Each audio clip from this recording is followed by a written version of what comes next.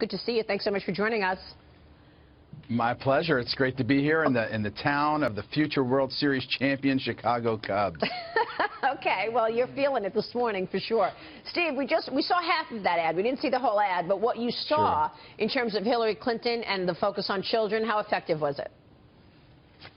I don't think it's incredibly effective, especially when you look at the fact that who's really going to change the lives of American children? It's going to be the ability for their parents to have good jobs, their ability to save 35% on their taxes if they make $50,000 combined through child care credit, or 30% if they make $75,000 and spend $10,000 on child care after taxes. That extra 35% going to give those parents comfort to be able to take care of those children, raise strong, healthy, intelligent, well-educated children. Not an ad that mocks people. I'm sorry, pardon me. You make a good point, Steve, but when, does that really resonate with the people? Instead of this ad, which also brings in comments from Donald Trump about women and kids.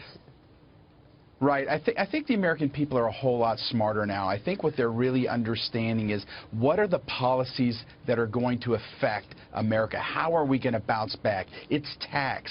It's renegotiating trade. It's reducing regulation and unleashing American energy. Those are the things that are going to ensure that Americans are employed, that gives them the kind of lifestyle that they can get out of this insanity of doing the same thing over and over again that we've seen in the last 8 years that just isn't moving the needle. What do you think, Peter? Well, Steve, you and I go back on this, but we've seen a couple of advertisements, this one and Mirrors, that have an emotional and kind of a passion at the center. I'd love to know, what are you going to coach the Donald on for Sunday night? He really has the opportunity to improve over his last performance, but what are you telling him? How is he going to get that passion on his side of the plate? I think that we're going into an environment, especially in the town hall format, that really plays to Mr. Trump's strengths. I keep telling him the same four things: tax, trade, deregulation, and energy. He understands those. It's how he communicates, and just be himself. When you're with him one-on-one, when he's in a small group like that, and he's done these town hall formats on this network in the past, and it's very, very effective because people really see his passion, the real man that he is, that gets up every day and goes to work and is in touch with what's really happening in America. He's not taking time off right now. He's still out talking to the American people. It's really, really clear that the Hillary Clinton campaign strategy is to bait Donald Trump. It's been, it's been discovered. It's been obvious. We've seen every few days there's more drip, drip, drip. How are you guys getting Donald Trump to stop reacting and stay on message? He keeps falling for it. What our voters, I'm talking to voters a few times a week now, and they're saying, like, just please focus on the issues and stop reacting to this nonsense. Right, Lee, look, that's a superb question, and I think it's important to have that balance.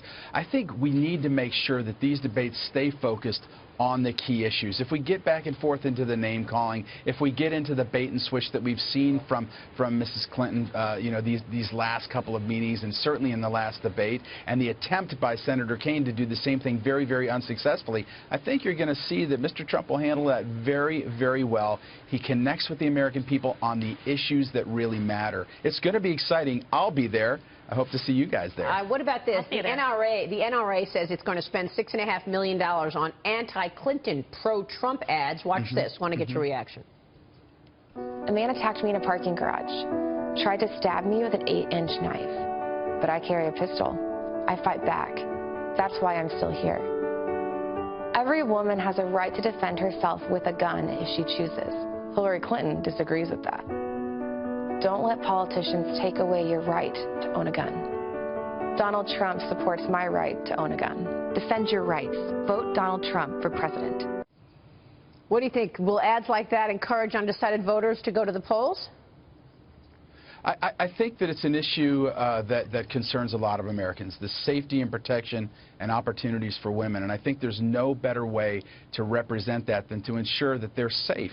And their ability to be safe, to own a weapon, to be able to protect themselves is absolutely critical. There's no one that cares more about women's safety and opportunity than Donald Trump. I don't know, Dagan. In an environment where we see shootings all the time, do you think that's going to resonate? I think that if one of the most critical issues for you is your your right to own a gun, then you've already made up your mind who you're going to vote for. I think that's right. It's true. Because Hillary Clinton is further left than Bernie Sanders in terms of going after the Second Amendment, because she wants to take away the liability waiver for gun manufacturers. So I wanted to point that out. But Steve, the Republicans, even if Donald Trump gets his mojo back with this debate, still have a disadvantage compared to the Democrats in terms of the number of field offices that have been opened, far more organizers out there in the field, and then also better coordination between the Clinton campaign and the actual party itself, something that Karl Rove points out in today's Wall Street Journal.